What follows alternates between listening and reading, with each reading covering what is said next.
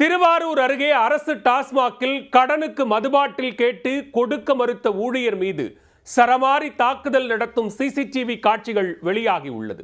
டாஸ்மாக் ஊழியர்கள் மீதான தொடர் தாக்குதல்கள் தடுத்து நிறுத்தப்படுமா?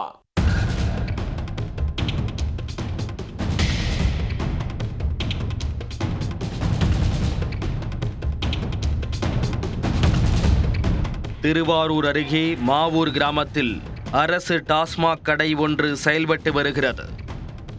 இதில் அலெக்சாண்டர் என்பவர் விற்பனையாளராக பணியாற்றி வருகிறார். இந்த கடைக்கு அடிக்கடி சுதாகர் என்பவர் வந்து மது அருந்தி செல்வது வழக்கம்.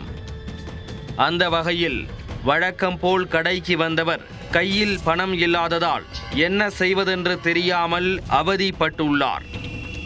ஒரு குவார்ட்டரை கடனுக்கு வாங்கியாவது கபக்கென்று குடித்துவிட வேண்டும் என்ற முடிவுக்கு வந்துள்ளார் சுதாகர். விற்பனையாளர் அலெக்சாண்டரிடம் சென்று கடனுக்கு ஒரு பாட்டில் மது கொடுக்குமாறு கேட்டுள்ளார். இதை கேட்ட விற்பனையாளர் அலெக்சாண்டர் நிஜ அலெக்சாண்டராக மாறி கடனுக்கெல்லாம் மது பாட்டில் கொடுக்க முடியாது என கராராக கூறியிருக்கிறார். போதை தலைக்கேற வேண்டிய நேரத்தில் ஆத்திரம் தலைக்கேறிய சுதாகர் கடைக்குள் புகுந்து கையில் கிடைத்தவர்கள் மீதெல்லாம் காட்டுத்தனமாக தாக்குதல் நடத்தியுள்ளார். சண்டையின் போது அவர்களது செல்போன் கையில் சிக்க அதை தரையில் போட்டு உடைத்து விட்டார். டாஸ்மாக் ஊழியர்கள் வடபாதிமங்கலம் போலீசாருக்கு உடனே தகவல் கொடுத்தனர். விரைந்து வந்த போலீசாரிடம் கடையை திறக்கப் போவதில்லை என திட்டவட்டமாக கூறிவிட்டனர்.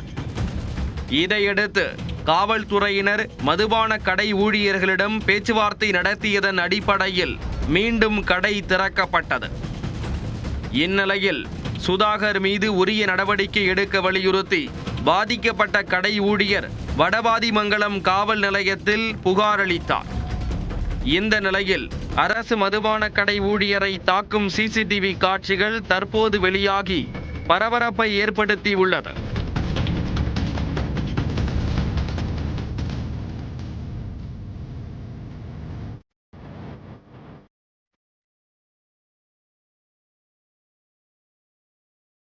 இரு தினங்களுக்கு முன் இரவு கடனுக்கு மது கேட்டு மது வழங்காத ஆத்திரத்தில் மன்னார்குடியில் அரசு மதுபான கடை ஊழியரை பீர் பாட்டிலால் தலையை அடித்து உடைத்த சம்பவம் அரங்கேறியது.